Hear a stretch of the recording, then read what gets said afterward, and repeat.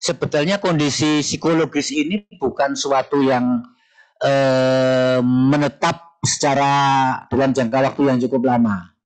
Sama halnya dengan kesehatan, di situ perlu ada periode-periode tertentu yang memerlukan seseorang untuk dicek kembali kondisi psikologisnya.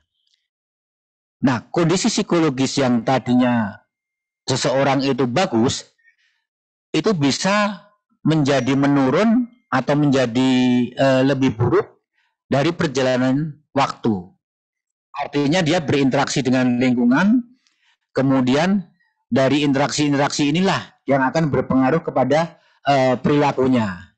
Karena psikologi ini pada dasarnya bukan hanya sesuatu yang unsurnya itu bawaan, tapi bisa juga hasil dari interaksi dengan lingkungannya.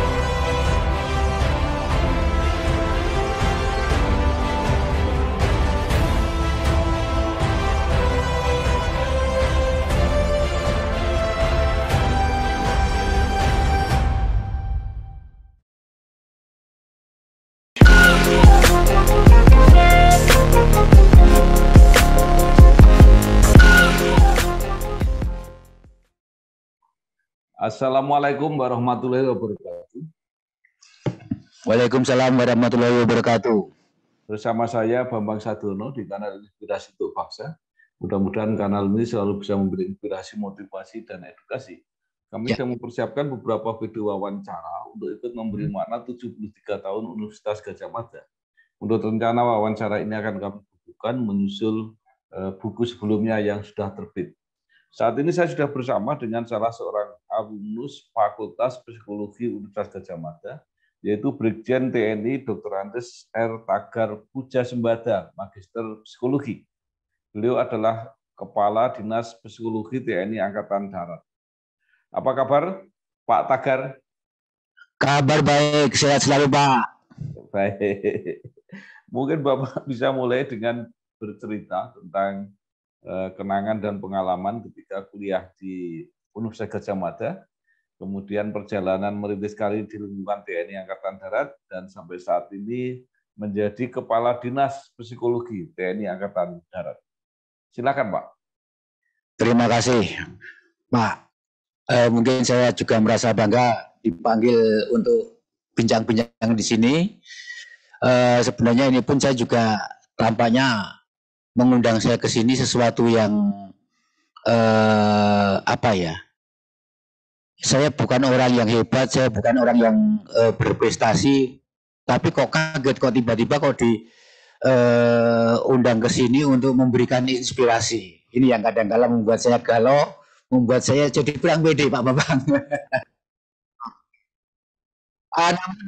Saya akan cerita bagaimana perjalanan saya waktu saya dulu kuliah. Awal mulanya, saya masuk di Gadjah Mada itu tahun 84. Itu masih UMPTN waktu itu, Pak Bambang.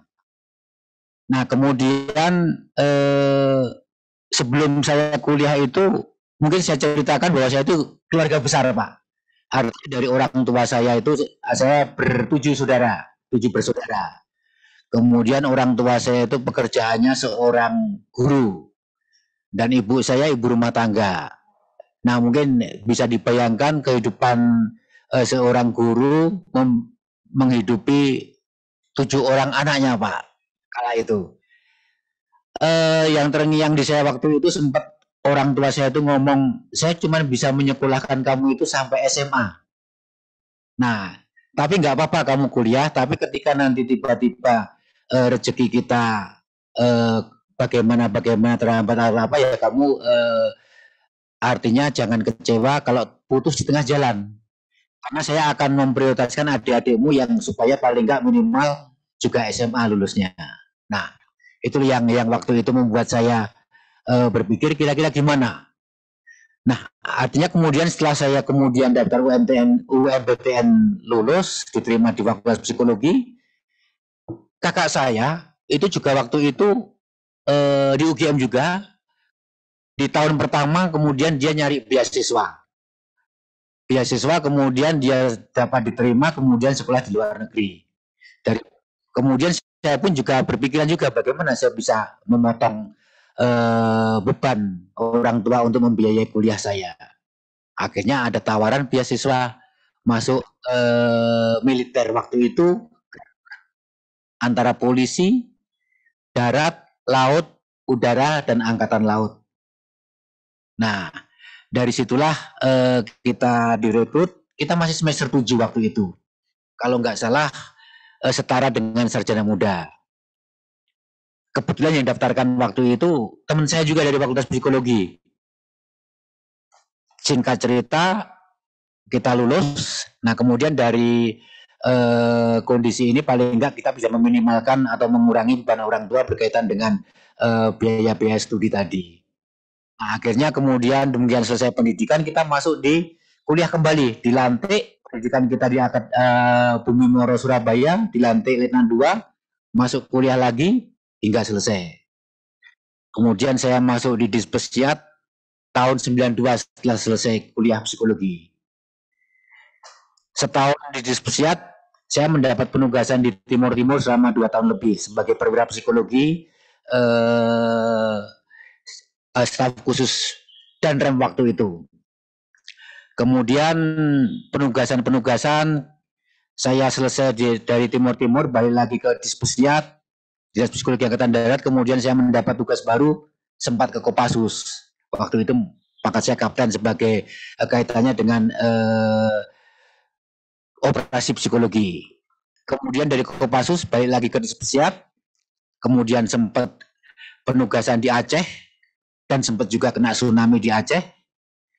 Kemudian kembali penugasan dari Aceh ke Dispesiat, saya dapat kesempatan untuk sesquad atau sekolah staf dan komando di Angkatan Darat. Nah, kemudian selesai sesquad saya mendapat penempatan di Papua, Pak. Di Jayapura waktu itu di Kodam 17 Cendrawasih. 2 tahun di sana, kembali lagi ke Dispesiat, kemudian jabatan kolonel saya di Dispesiat, kemudian beberapa tahun di Dispesiat, saya mendapat kepercayaan untuk menjadi Kapus Psi BIN, Kepala Pusat Psikologi BIN. Di situ jabatan bintang 1. Bintang 1 saya turun di Puspesi BIN di sana. Setahun di sana, kemudian saya ditarik lagi ke Dispesiat sebagai Kepala Dinas Psikologi Angkatan Darat hingga sekarang. Jadi demikian kisah-kisah saya di selama perjalanan karir saya, Pak.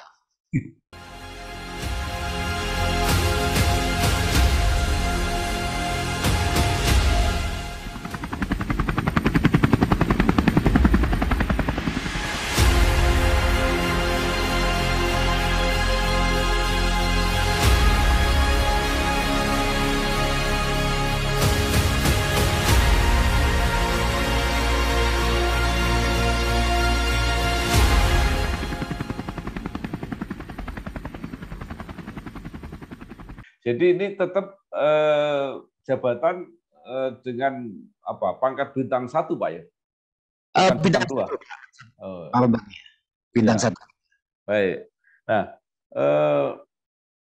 yang sekarang yang menarik bagi saya itu sebenarnya faktor psikologi ini seberapa penting bagi prajurit maupun institusi ketentaraan termasuk Angkatan Darat. Kalau kita lihat dari tingkat kepentingannya, sebenarnya psikologi ini menjadi sesuatu hal yang sangat penting. Kenapa ini penting? ketika Angkatan Darat itu akan merekrut prajurit, salah satu aspek yang akan diukur adalah aspek psikologisnya. Ketika aspek psikologis ini istilahnya tidak memenuhi syarat sebagai seorang prajurit, otomatis yang bersangkutan tidak bisa melanjutkan atau tidak bisa diterima sebagai prajurit di TNI Angkatan Darat. Selain psikologi ada kesehatan, jasmani, ataupun akademik. Nah, hal ini menjadi saran kepada pimpinan untuk membuat suatu keputusan. Karena dengan kondisi psikologis yang sudah kita terukur, dia artinya akan memiliki kemampuan beradaptasi dengan lingkungan baru, beradaptasi di lingkungan pendidikan, dan kemudian nanti beradaptasi di suatu lingkungan tugas yang penuh stresor. Nah, ketika aspek psikologis ini menjadi sesuatu yang diabaikan, maka tentunya kita kebayang bagaimana kualitas dari moral, motivasi seorang prajurit dalam melaksanakan tugas itu sendiri. Jadi memang ini menjadi sesuatu hal yang cukup penting kaitannya dengan tuntutan-tuntutan tugas di TNI Angkatan Darat ini yang penuh dengan banyak tekanan, kemudian juga mungkin sesuatu yang tidak menentu, dan kemudian juga memerlukan suatu motivasi dan kegigihan dan daya tahan terhadap stres yang cukup tinggi. Jadi kira-kira yang dianggap tidak memenuhi syarat atau ditolak itu yang kondisi psikologis yang seperti apa, Pak? Nah, untuk rekrutmen calon prajurit ada beberapa hal. Yang pertama dari kapasitas kecerdasannya atau intelektualnya, kemudian dari kapasitas kepribadiannya. Nah, kapasitas kepribadian ini bisa menyangkut kinerja dia atau sikap kerja dia. Kemudian bisa menyangkut kemampuan adaptasi. Kemudian bisa menyangkut daya tahan terhadap stres. Kemudian bisa menyangkut masalah motivasi, kegigihan, dan lain sebagainya. Dari situlah aspek-aspek psikologis yang akan kita ukur ketika kita mengadakan kegiatan seleksi atau kita disebut dengan istilah werving, Pak Bambang. Nah, salah satu ukuran kedewasaan psikologis atau kematangan adalah ketika menggunakan senjata. Kita baru saja melihat seorang prajurit yang menodongkan senjata di tengah jalan gitu ya. Kalau itu termasuk dicek apa tidak? Nah, sebetulnya seorang prajurit itu ketika dia seleksi awal itu akan dicek psikologis di situ otomatis, secara otomatis. Ketika dia memiliki kapasitas kemampuan atau aspek psikologis yang memadai, otomatis memang dia bisa atau dipercaya untuk memegang senjata. Karena demikian dia masuk menjadi calon prajurit, dia akan dilatih untuk menggunakan senjata.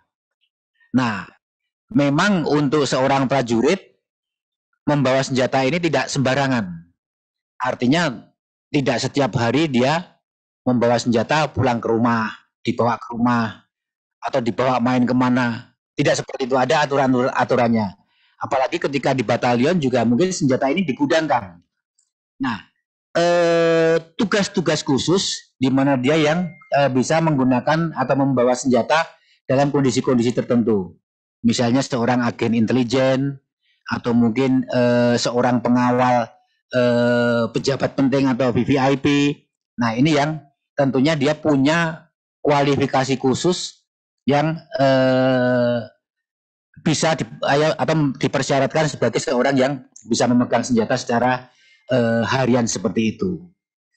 Nah, artinya apakah pengecekan psikologis itu sudah terpaket sejak awal menjadi prajurit itu, atau ketika diberi kewenangan atau hak untuk membawa senjata itu dites lagi, Pak, psikologisnya? Dites lagi, Bapak. Jadi Ya, ketika dia kemudian ada tugas-tugas khusus yang kemudian memang mempersyaratkan dia untuk selalu membawa senjata, mereka itu diperiksa lagi kelayakannya. Artinya di situ akan lebih penting pada aspek stabilitas emosi dia, di mana dia akan menggunakan senjata pada saat-saat yang memang diperlukan. Ketika seseorang stabilitas emosinya ini nggak bagus, ini akan menimbulkan kerawanan seperti yang dicontohkan oleh Pak Bambang tadi di jalan nembak-nembak itu. Nah, ini kondisi psikologisnya sebenarnya nggak pas dia memegang senjata, Pak.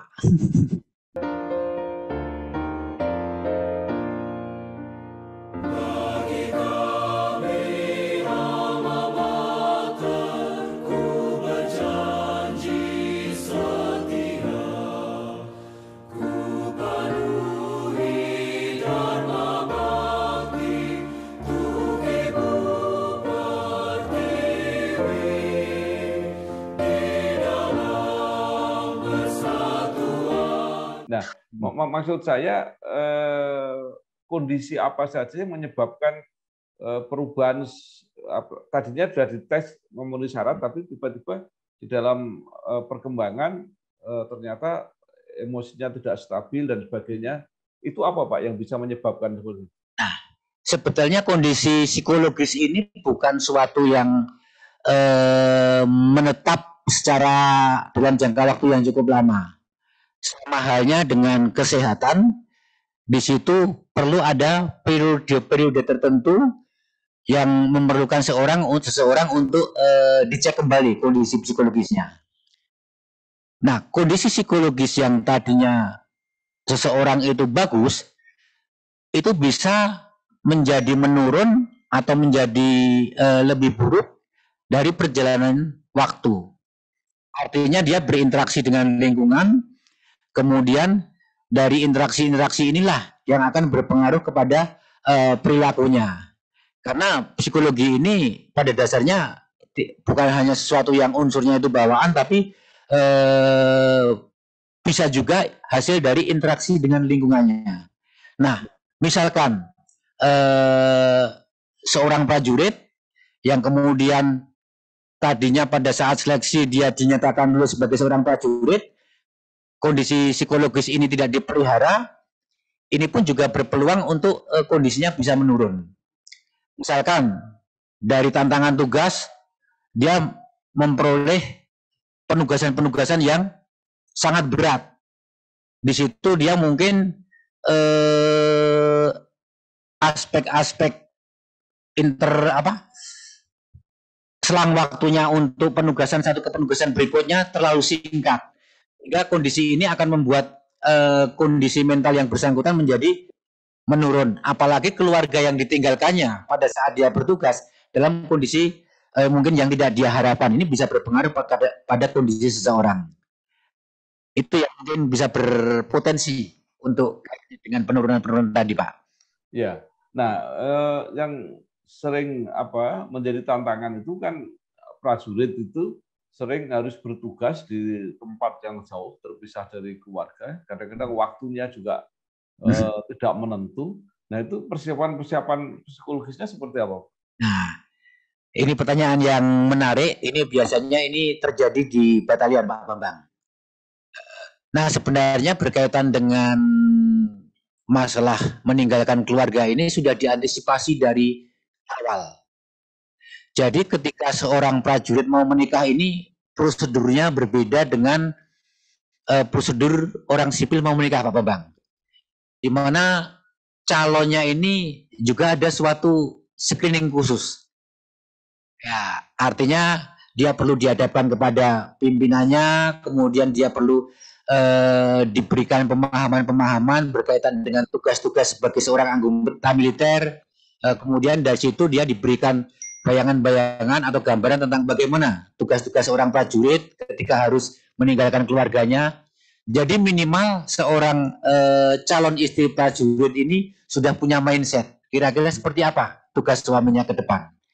Nah, setelah dia masuk ke dalam suatu satuan atau mungkin batalion, ketika batalion ini mau penugasan atau tugas operasi di suatu daerah operasi, ini pun juga ada prosedurnya.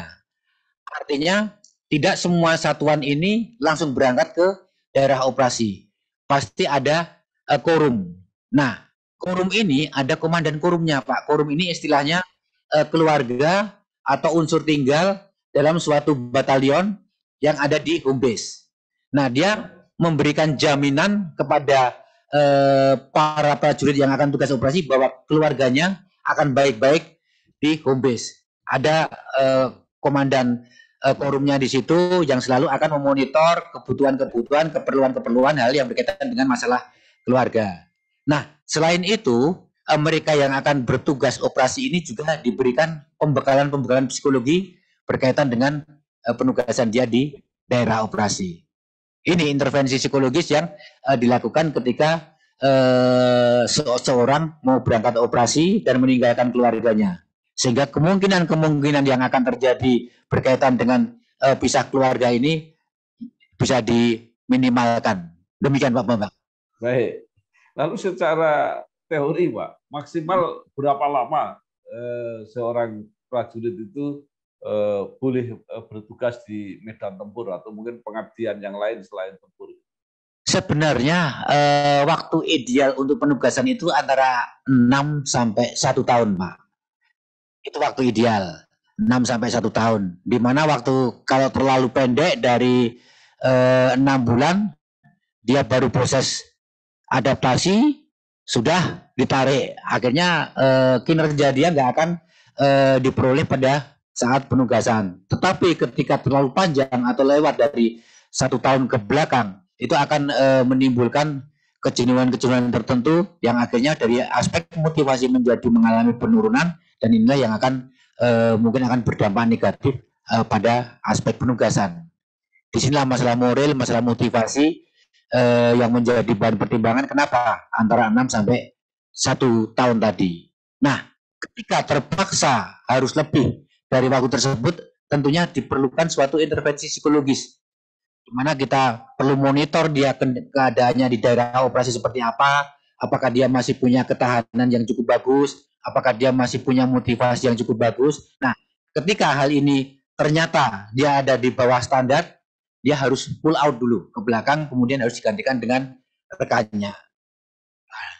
Seperti mekanisme psikologis yang kita bangun di dalam suatu penugasan, Pak Bambang.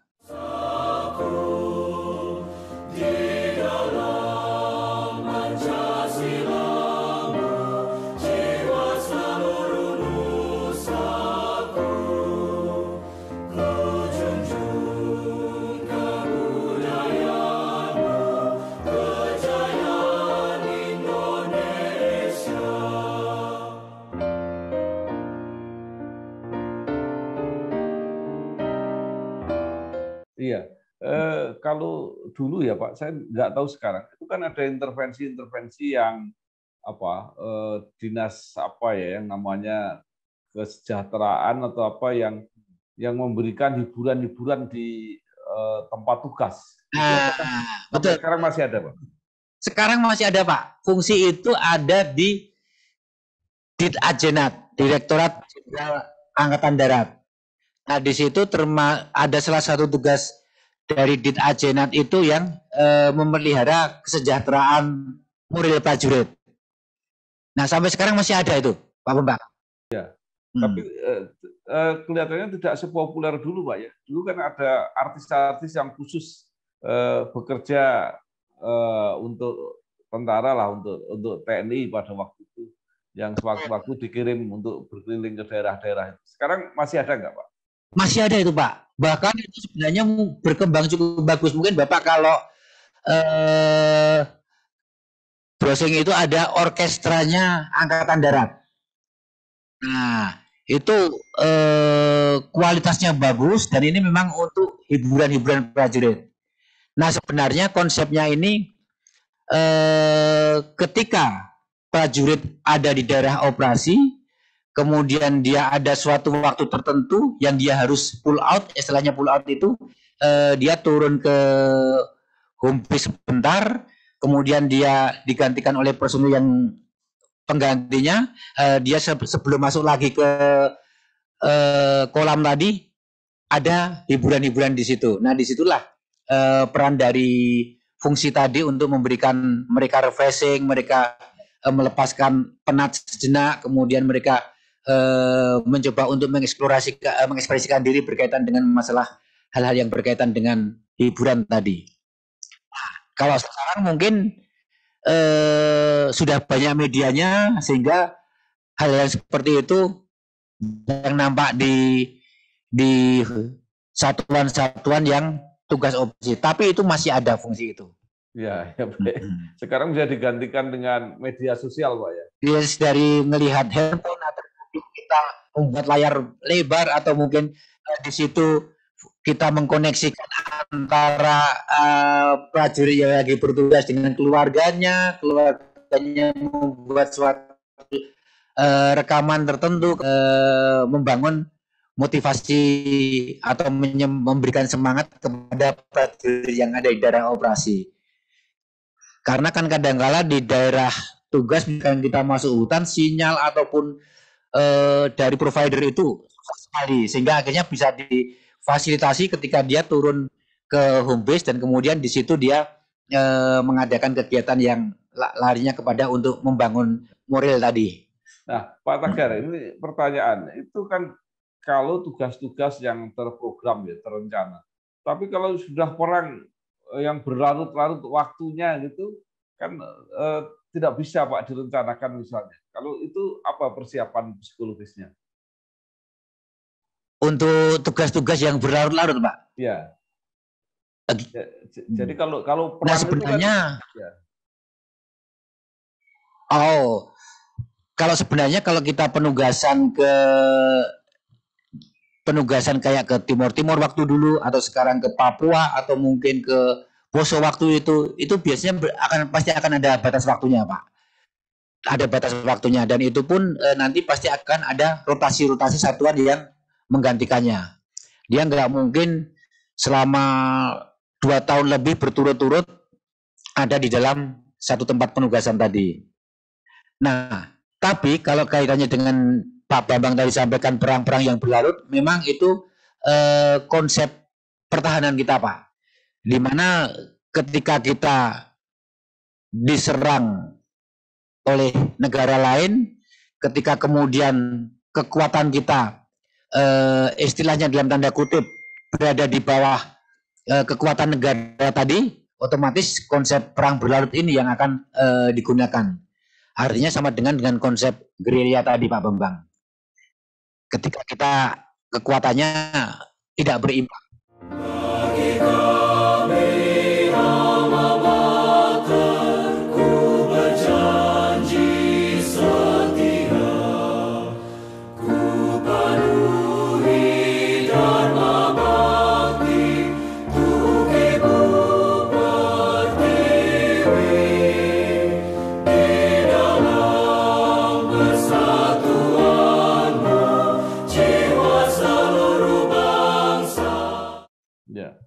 Baik, Pak Tagar, sekarang kembali ke UGM, Pak. Kalau nggak salah Bapak kan kemudian kuliah lagi ya di S2.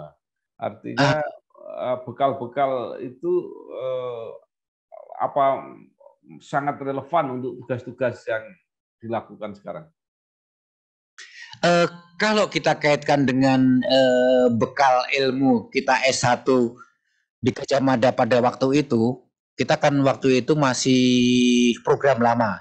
Jadi ketika kita S1 itu selesai, kita sudah sebagai seorang psikolog. Berbeda dengan kurikulum yang sekarang, di mana S1 psikologi dia belum sebagai seorang psikolog.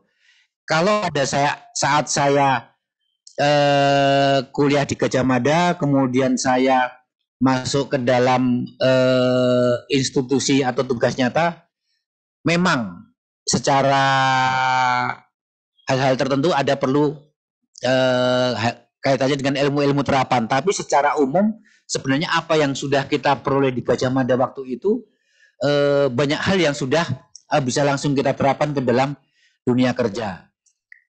Tinggal kita mengasah, kemudian kita menajamkan, kemudian kita membiasakan. Artinya kalau dalam dunia psikologi, ketika kita semakin banyak mendapatkan klien, akhirnya ilmu kita itu menjadi semakin tajam. Nah, disitulah peran kita bagaimana kita mengembangkan apa yang sudah kita dapat di bangku kuliah dengan kita aktif untuk melaksanakan kegiatan-kegiatan, aktif untuk melakukan kegiatan fungsi psikologi, itu akan menjadi semakin tajam. Tetapi secara artinya kesiapan bekal tadi menjadi sesuatu hal yang penting dan tidak kita pungkiri kalau kita dibandingkan dengan beberapa sumber yang lain, saya kira Gajah Mada masih menjadi istilahnya sumber yang dicari ketika kita melaksanakan kegiatan weaving atau seleksi untuk mencari sumber daya prajurit yang akan kita rekrut di Angkatan Darat. Demikian Pak Bambang. Oke, baik Pak. Nah, sekarang komunikasi antara sesama alumni, baik sesama alumni psikologi maupun alumni yang lain pada umumnya dari Gajah Mada, itu masih berlangsung nggak Pak di lapangan? Kita hubungan antara alumni masih berlaku Pak. Jadi kadang-kala memang kita saling bertukar informasi berkaitan dengan masalah perkembangan ilmu psikologi. Contoh konkretnya sekarang ini ada kasus yang kaitannya dengan masalah LGBT. Nah, LGBT ini kan kalau di dunia barat sana mungkin beberapa negara sudah istilahnya menjadikan itu sesuatu hal yang bukan kelainan atau mungkin hal yang wajar. Tapi di negara kita mungkin masih belum bisa menerima hal tersebut. Terutama di instansi militer.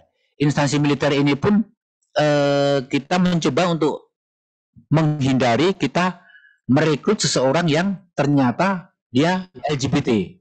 Nah, sementara alat ukur ini yang kita bangun belum bisa untuk menggali apakah itu seseorang ini LGBT atau enggak. Nah, di sini kita mencoba untuk berdiskusi dengan alumni-alumni bagaimana kita saling sharing untuk menggali hal-hal yang mungkin selama ini masih susah untuk kita gali. Nah, selama ini kita menjalin komunikasi, kemudian dari komunikasi itu mungkin kita juga membuat suatu program-program khusus atau kerjasama khusus untuk saling memajukan institusi kita, Pak. Demikian. Nah. Terakhir Pak Tagar, Pak Tagar dengan beberapa teman itu masuk ke TNI, ya, ada yang ke Polri. Itu kan tadi motivasinya kan mencari tempat yang cepat mendapat apa, walaupun belum gaji tapi apapun mungkin masih beasiswa dan sebagainya. Jadi sebenarnya sejak awal tidak ada cita-cita untuk ke situ.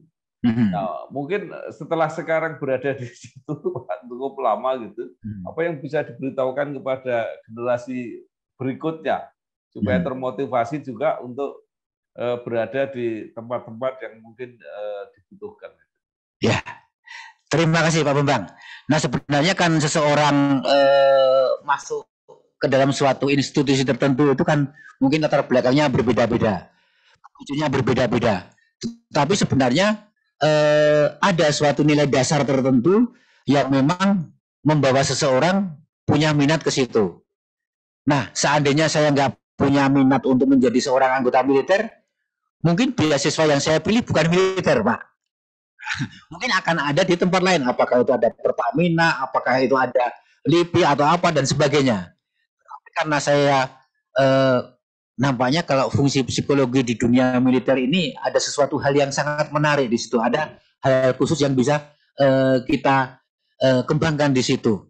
Nah, ini yang mendorong saya waktu itu kenapa saya pengen bergabung.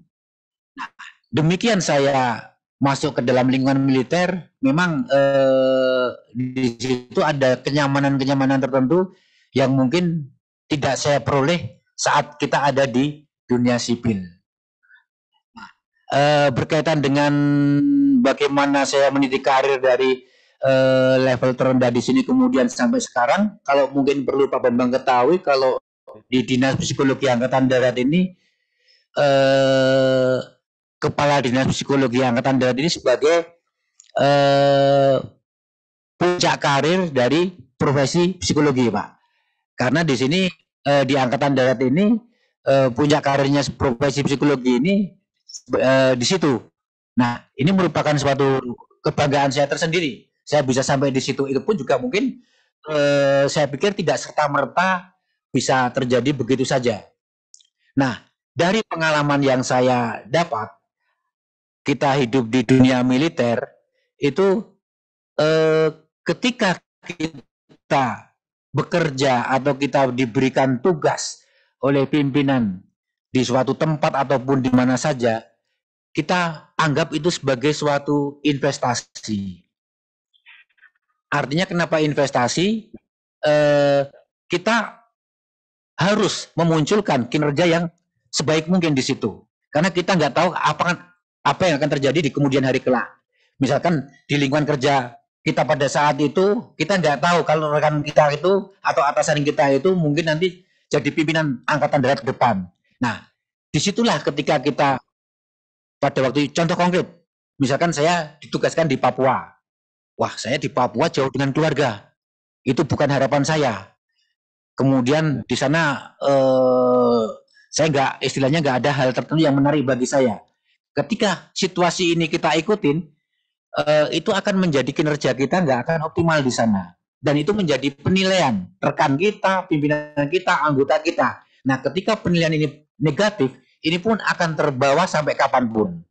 Tapi kalau kita menunjukkan sesuatu yang kinerja yang optimal, di situ pun akan terbawa sampai kapanpun. Sehingga di situ akan merupakan investasi kita ke depan kelak seperti apa. Oh, si A ini dulu waktu di sini seperti ini.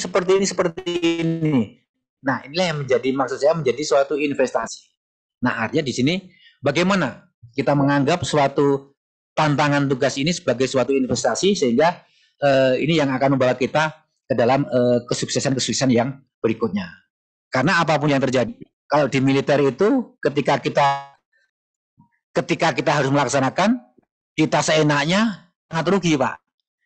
Tapi ketika itu mau dilaksanakan mau enggak, kita harus mau senang atau enggak, kita harus berangkat. Ya lebih baik kita dengan senang hati, dengan sukarela, dengan semangat tinggi. Itu akan menguntungkan bagi kita. Itu maksud saya kenapa kita sebut sebagai investasi, Pak.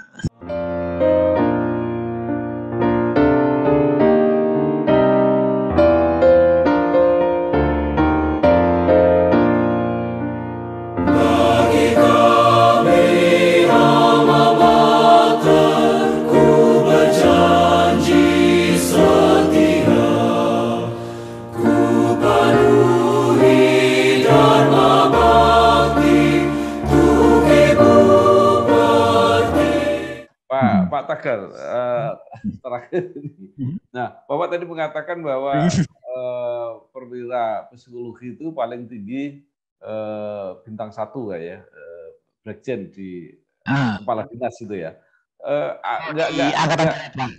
Nggak mungkin ada terobosan yang lain, Pak. Karena saya lihat itu Dokter Terawan itu pangkatnya kalau nggak salah sampai bintang 2 kalau nggak salah. Betul. Dokter Terawan ini dokter, Pak. Jadi kalau di angkatan darat itu level jabatannya beda-beda. Kalau dokter itu level tertinggi di RSPAD itu bintang 3. Nah, bintang 3 malah ya. Puskesatnya itu bintang 2. Nah. Kalau profesi psikologi itu level tertinggi dinas psikologi angkatan darat itu levelnya di bintang 1. Jadi memang sudah ada levelisasi dari jabatan-jabatan organisasi di angkatan darat.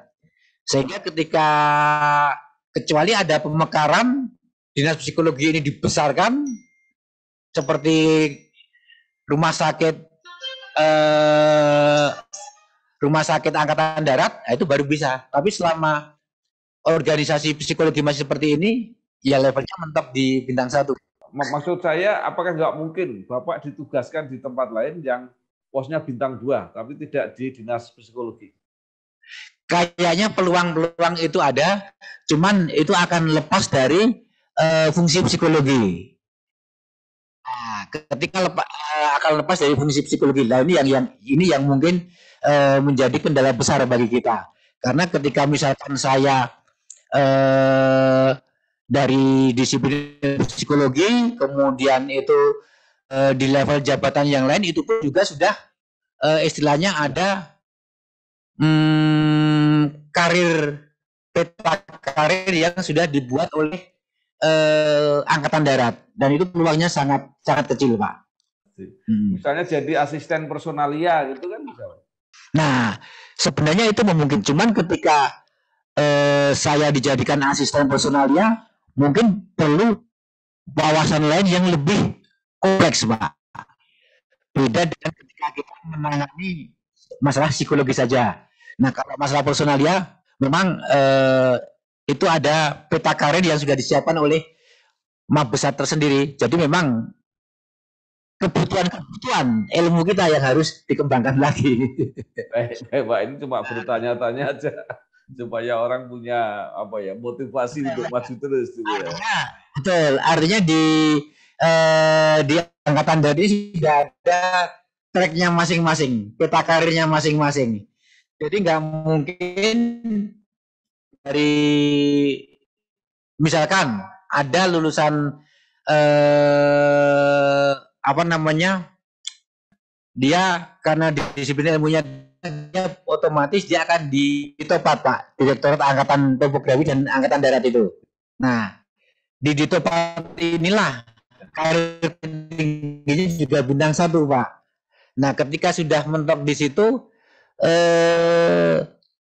jenjang karir yang berikutnya sudah nggak ada lagi, karena disiplin ilmu geografi kemungkinan yang di Angkatan Darat yang tertinggi cuma ada di situ. Nah, dia nggak akan bisa masuk seperti ke kedokteran atau ke rumah sakit yang jabatannya dia ada di level bintang 3. Nah, inilah sistem karir yang relatif lebih terstruktur, Pak. Jadi kita bisa mengukur saya ada di mana dan saya sampai di mana.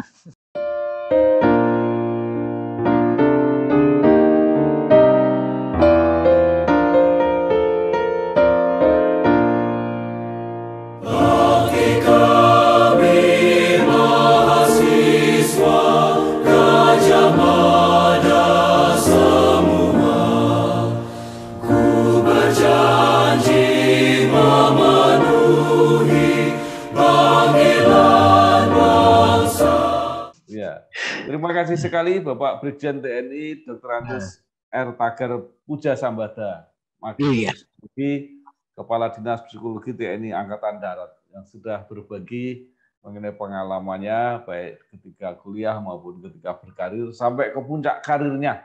Sekarang pangkat tertinggi di TNI Angkatan Darat. Sekali lagi terima kasih Pak, sukses. Terima kasih Pak Bambang. Wassalamualaikum. Wassalamualaikum warahmatullahi wabarakatuh.